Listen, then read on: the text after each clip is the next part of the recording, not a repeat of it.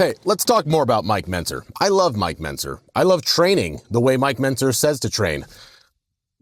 But I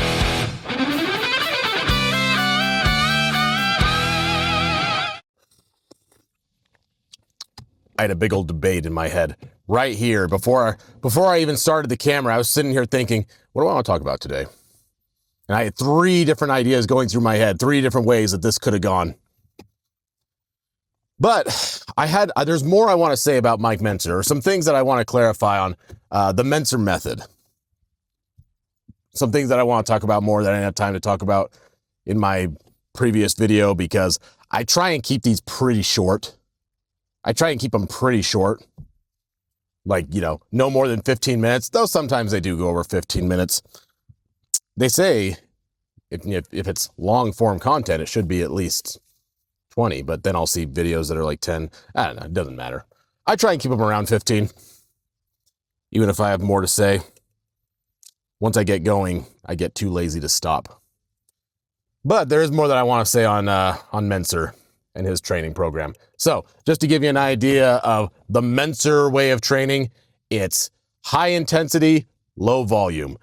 One set, one really heavy set. And I forgot to mention this, I forgot to mention this before, a really heavy emphasis on recovery. So most people will say that you should be doing, at least 2 strength training sessions a week.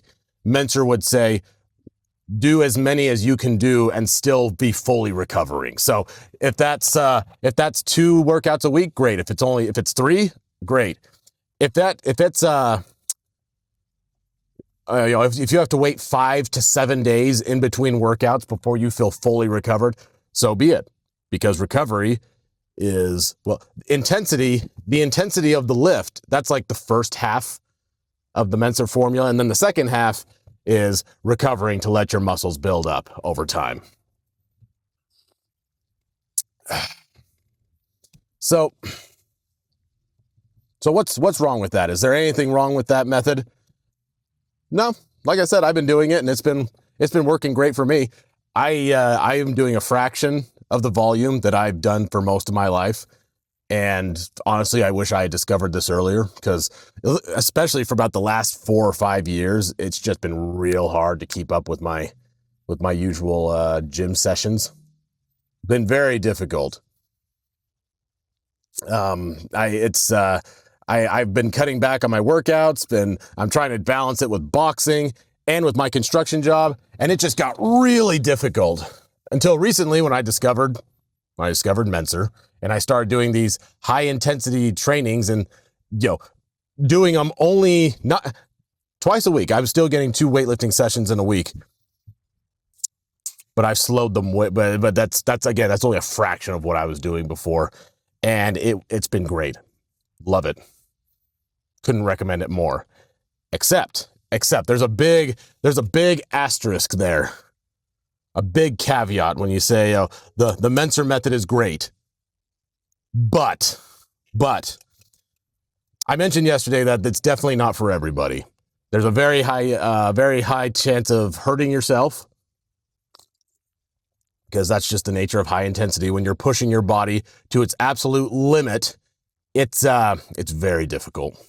It's very difficult on the body. It can be difficult on your joints. It can be difficult on your mind, mentally speaking. There's days I found that I can do short spurts. Like short sprints aren't that bad for me. Mentally speaking, in my mind, I'm thinking, okay, I just need to get this done and then I'm done. That's easier on my mind than, I've got 45 to 60 minutes of this and I'm already tired. That's how I felt before I started doing Mentzer stuff. I was overtraining. I was training too much.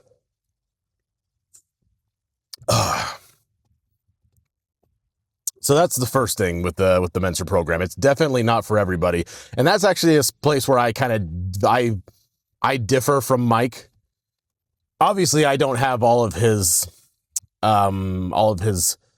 reading and his wisdom and his years of bodybuilding experience and training. I've got quite a bit of experience training, and exercising myself, but you know, I'm kind of a baby compared to someone like Menser.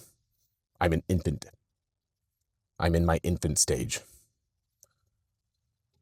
But I've read and experienced this. I've experienced and read many things on, you know, the opposite of the Menser method. Okay, so what most scientific evidence points to, based on what I've read and what I've seen from other exercise scientists and coaches, most people are going to do the best when they're doing anywhere from 10 to 15 heavy sets per week, per body part. Now, that sounds like a lot until you consider if you're doing a basic 3x10 lifting regime. So let's go back to the bench press, my favorite exercise to use in these examples. Now, let's mix it up. Let's do a barbell squat this time. You're doing 3x10 on a barbell squat. You're doing 3x10 on a barbell squat, and these are 3 heavy sets. 3x10. There's your 3 sets right there. And and you're probably going to do other leg exercises for that workout. So you've done 3 sets of 10 on a barbell squat, and then let's say you go over and you do 3 sets of leg extensions, the leg extension machine, and then you do 3 sets of 10 on seated leg curls. Well, let's see, 3, 3, 3, that's 9 sets in one workout. And that's not even a very long workout. That's only 3 exercises, all for the legs, but it's only 3 exercises. Throw in some adductor exercises. That's the one where like you're standing and you're kicking a leg out like that to the side, and it's supposed to work your butt. You know, you could add more exercises to that, and you've already hit your 10 to 15 heavy sets for the week in one workout easily. So that's just to demonstrate that hitting that 10 to 15 sets, if it sounds like a lot, it's not. It's not that hard to hit.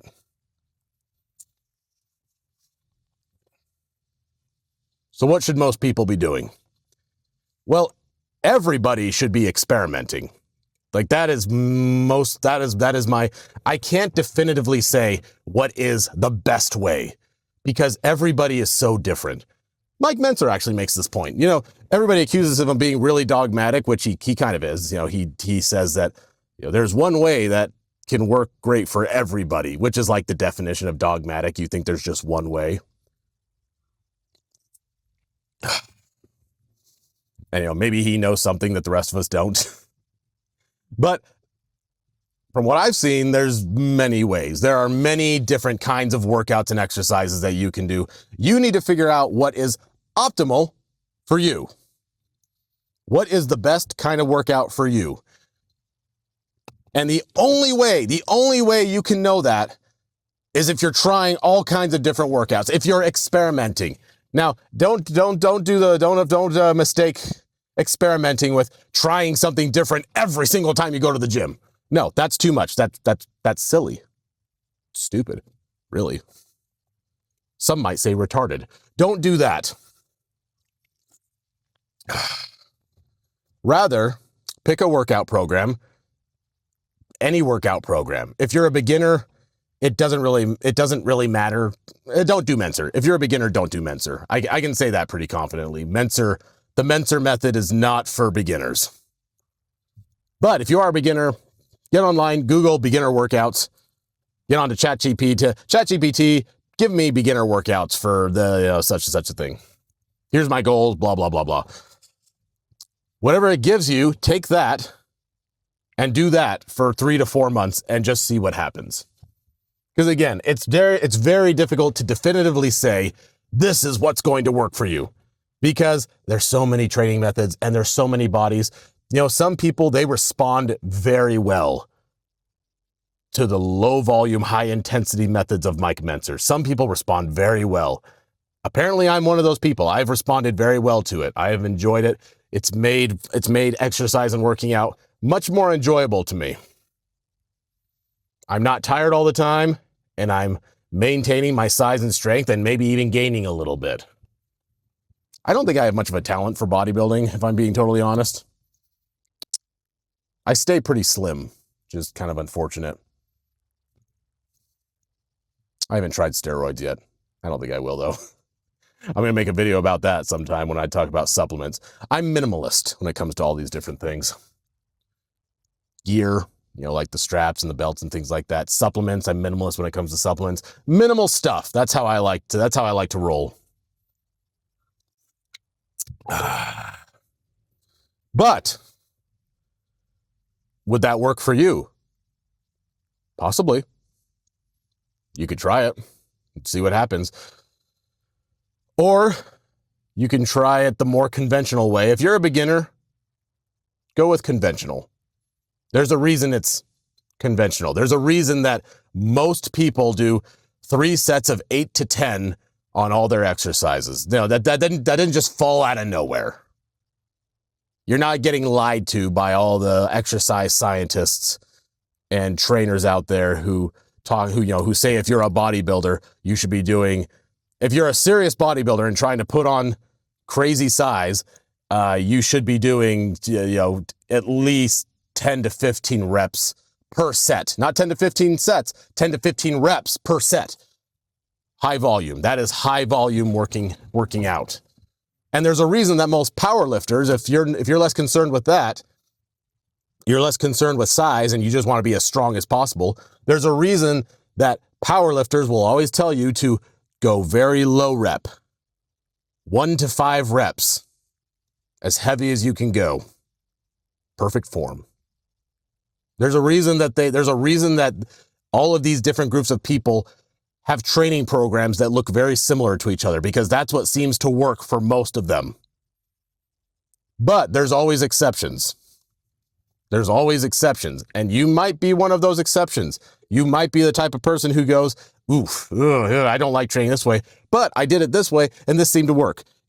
I did a whole video on America and the American spirit and how we've lost our spirit of exploration. Well, let's rediscover that. Let us as Americans rediscover the spirit of experimenting and going where lots of people have gone, but where you have never been before. Going where you have not been before. Just try it. And if you want to try Menser stuff, freaking go for it. Start light, slowly build up. Don't go crazy intense all out right from the get-go. I don't know if that's a good idea if you're a beginner.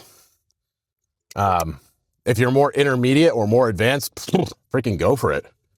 Go for the Menser. Go for the Menser program. I love it.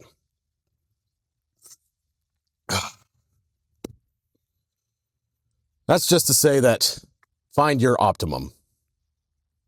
Everyone's optimum is a little bit different. Whenever people say, well, let's look at what the science says. There's value in that. I don't want to diss the science or exercise scientists or people who, they bring receipts to tell you why they think what they think. There's value in that. But there's also lots of value in just saying, that's nice, but I'm going to try this and just see what happens. Maybe it won't work. Maybe you were right. Or maybe I will try this new workout method that I've never even considered before in my life, and it will change my life because that's how effective it's going to be. That could happen too. So please, don't be dogmatic. It's not religion. It's not Christianity versus Islam. It's just lifting weights. We're just picking things up and putting them down. So everybody calm down when you have your way of training. You can find your way of training. Find what's optimal for you. And I wish you the best. Well, I think that's all I got for today. Go forth, my fitnocrats.